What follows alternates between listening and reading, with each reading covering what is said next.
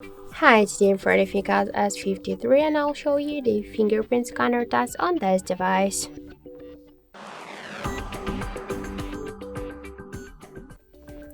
So I just set up my fingerprint to the scanner here, and now I'll make a couple of tries to unlock the device with my fingerprint and we'll see how fast this feature is and does it works. So let's start.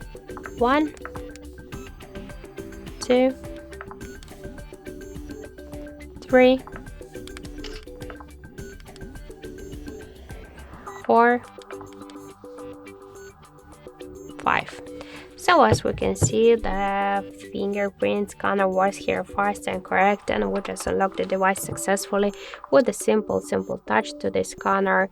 I'm not pressing it, I just simply touch it and our device successfully unlocked. So you could try this unlock method, but don't forget that the fingerprint is less secure than the passcode, pin code or pattern unlock methods.